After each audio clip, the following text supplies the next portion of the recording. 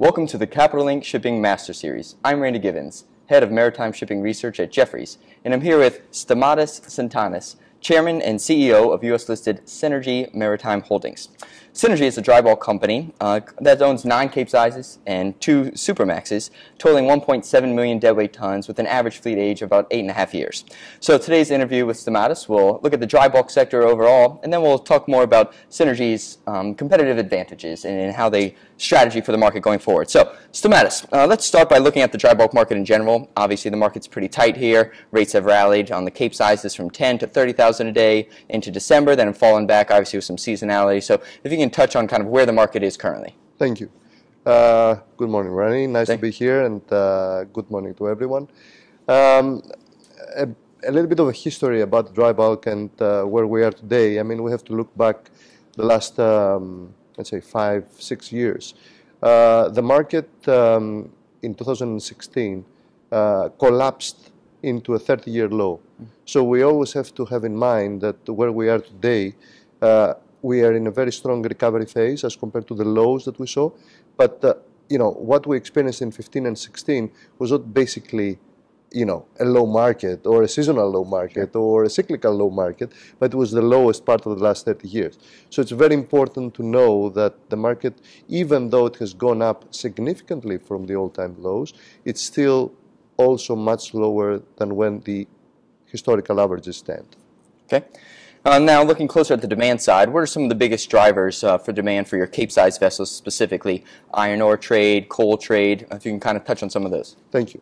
We own and operate a fleet of Capesize vessels and 2 Supramax as well, but the main, the bulk of our our dry bulk fleet is basically the Capesizes. Predominantly, we transport iron ore and coal, which are, in my opinion, the 2 most important commodities for the world's infrastructural growth. So wherever in the world you are and you want to build a bridge or a road or a railroad or whatever, even here in the States with the $1.4 trillion announced infrastructure plan, you need iron ore and you need coal. So it's very important. Our Capesizes are the world's largest mainstream-sized ships for iron ore and coal. And we are very confident that in the next years, at least 5 years, we will continue to see a demand growth for iron ore and coal to exceed 3 to 5% a year. Wow. Awesome. Now, for the iron ore side, is that mostly coming out of Brazil, the Vale S11D mine, and new exports out of that? I think it's 25 to 30 million tons there. Is that going to be the biggest driver for increased Chinese imports and the dry bulk iron ore trade? Yes, that is correct. We are very lucky in our outlook to know that Vale, which produces the world's highest quality of iron ore, will be increasing their output by about 25 million tons. I mean, 25 million tons by itself may sound very impressive, but if you put it into a certain context, which is basically from 340 to go up to 365 million just out of one particular miner, that gives you an idea of how big the trade is. Now, higher quality iron ore means that you have a more efficient product and you have less pollution in the production areas. So in China, for example, burning in the furnaces 10% higher Fe content iron ore means a significant decrease in the actual pollution in the country. And this is why, with the new environmental rules in China, they have shifted towards a higher quality iron ore. And that higher quality iron ore comes from Brazil, especially the north of Brazil. And that means a longer ton-mile effect. Absolutely. So that's actually going to significantly improve the fundamentals of the market in the next few years. And the other demand driver being coal. You know, inventory levels both in China and India are at multi-year lows. But at the same time, China's been switching away from coal a little bit. India's maybe increasing some domestic production with the private miners now being able to mine for coal. So what is your outlook for the coal trade? We're also very optimistic for the coal. Coal is not going to go down. We think that it will continue to rise as a commodity, as a dry bulk commodity. And the reason is that, same as the iron ore, you also have various differences in the coal efficiency. So the higher grade coal obviously makes more efficient burning for fuel, but also is much more efficient in the production of iron ore. So generally, a higher quality coal comes from also longer distances, and that creates a ton-mile effect. Sure. Now looking at supply and kind of your fleet makeup, obviously Seanergy focuses on the Capesize sector. Why are some pros there to fleet specialization, and why on the Capesizes specifically? Yeah. Well, we were, how do you say it, we had an insight a few years ago when we rebuilt the company from the beginning into following the Capesize market. We saw at the time that the best fundamentals were historically and in the future we're going to be in the Capesizes. Sure. And the reason is, as I mentioned before, the demand will continue to be strong in the next few years, but also at the time we were at the lowest part of the last 30 years. So going back to my initial statement that when you're actually investing in a market at the absolute bottom, you cannot go very wrong. So we thought at the time, what's the best leverage we can get for ourselves and the investors, by betting into the recovery of the dry bulk market? Absolutely. And the obvious, answer at the time was the Capesize. Sure. From a qualitative point of view, the Capesize segment is a more closed group of players. For example, we don't necessarily deal with the hundreds of smaller charterers in the dry bulk market. We deal with the world's largest miners, which are very, very healthy companies, equivalent to the oil majors. So we're very happy to be trading with these very quality names. And we have become a high-quality counterparty with these names. Awesome. Now looking at new build ordering, during the recovery in, I guess, 2013 and 14, there was a little bit of an ordering spike. Then 2015 and 16, as you discussed, kind of 30-year lows, not much ordering at all. Now recently, in the last 6 to 9 months, there's been some additional new build ordering. What has caused that? Is that kind of a financing availability? Is that people just seeing the outlook, especially on the Capesize sectors, being so bullish? If you can touch on that a little bit. Yeah. We have actually seen a recovery in the new building market. However, this recovery has not come into the Capesizes. We're seeing more and more orders being placed for Supramaxes, Ultramaxes, Kamsarmaxes, but so far we have not seen a real Capesize order materialize. So yes, the order book is increasing and we see that happening, but on the Capesize segment it's still very, very limited.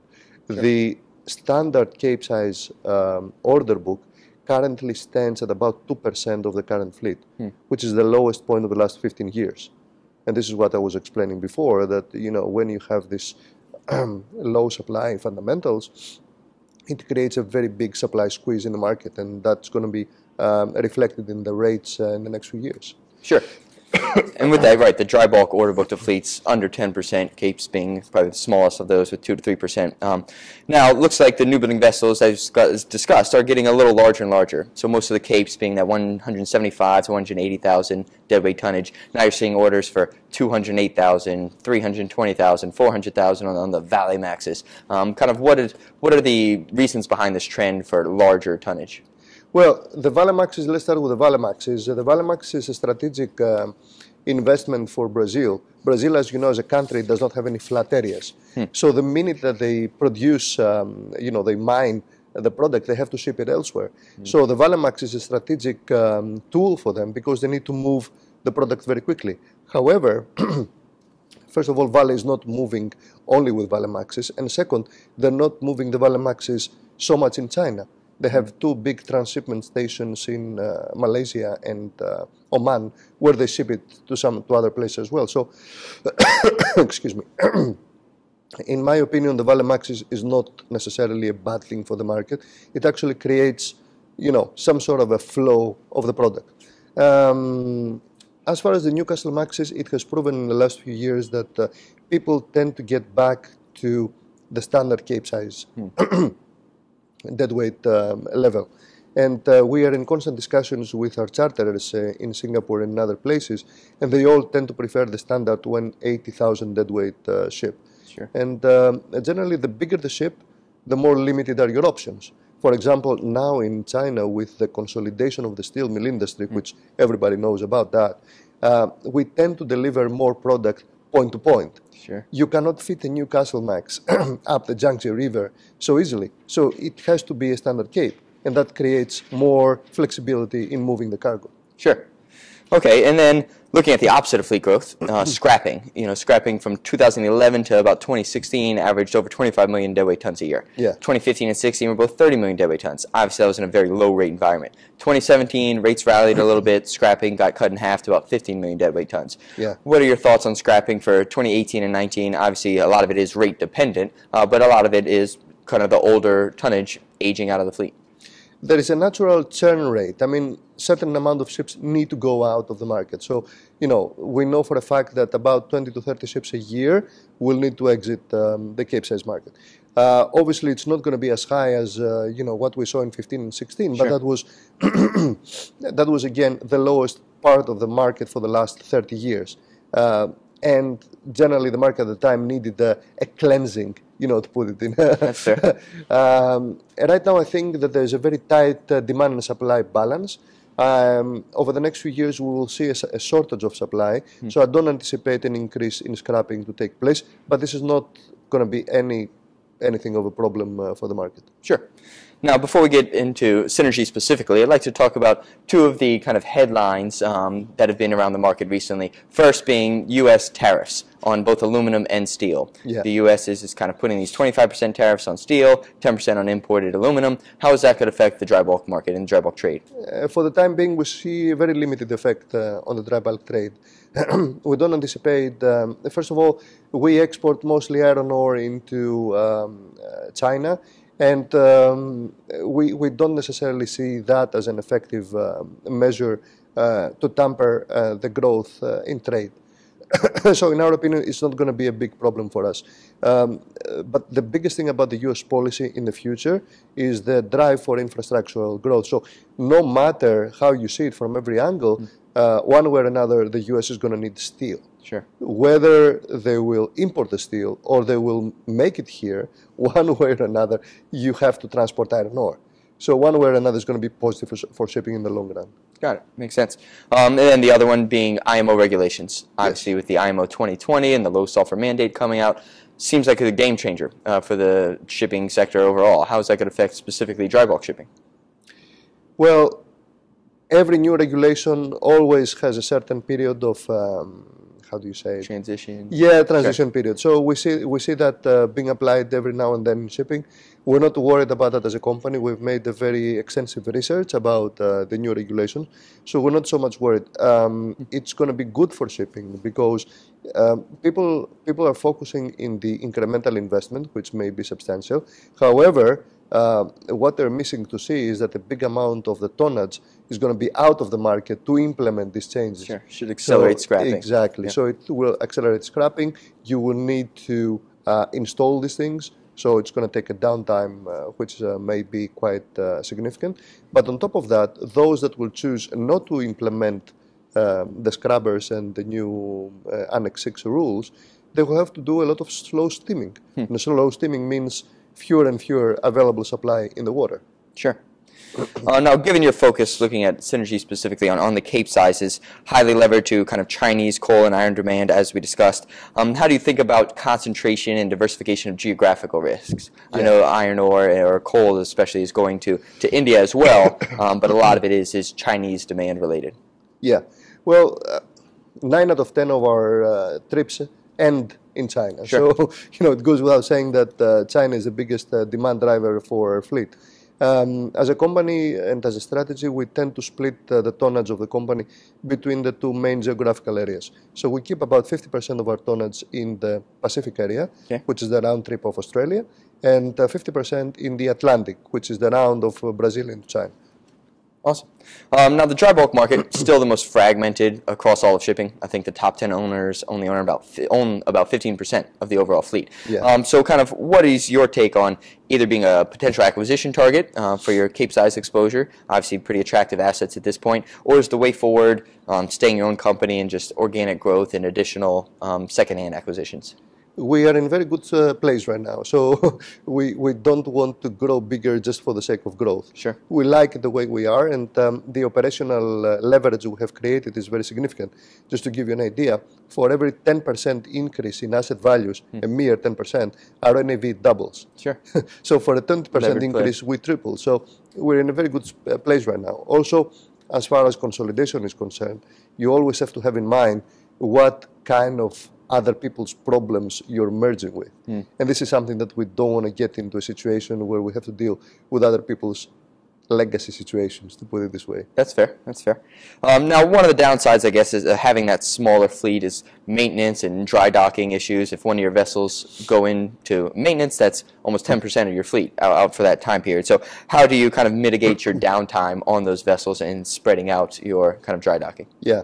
Not only we invested in dry bulk at the perfect timing, which is 15 and 16. Yep. But we also passed all our dry docks in 15 and 16, Perfect. which means for another 3 years, we have absolutely no expected downtime for the fleet.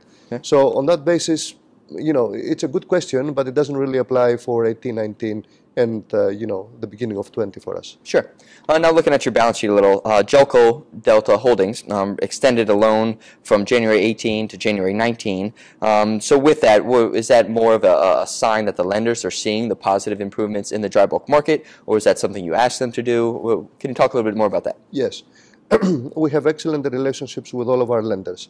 All of our debt facilities are bilateral. We don't have any syndications. We don't have any restrictive covenants. And we recently got into another proactive waiver process with our lenders that we don't have any covenants being enforced for the next 18 months. Sure. So basically, if the company had a very strong cash flow, we may as well pay dividend without being restricted in any case. Jelco Delta is one of the vehicles of our sponsor, one of our shareholding family. But altogether, we are seeing that the lenders are becoming more and more comfortable lending into the dry bulk segment. And of course, with Seanergy, we're considered to be one of the better, let's say, entities to get in a transaction with. We're also in discussions with a couple of banks right now to refinance some of the expensive facilities we have with cheaper loans. And that's going to create a very significant accretion and cash flow benefit for our shareholders very soon. Okay, and now you kind of segued into it. Pretty high free cash flow expected in the coming quarters and probably the next 2 years. So what are your main uses of this free cash flow? Is it to pay down debt? Is it for additional second-hand acquisitions, dividends, share repurchases, something else? Well, it's a combination. I think that we will look into additional acquisitions for sure.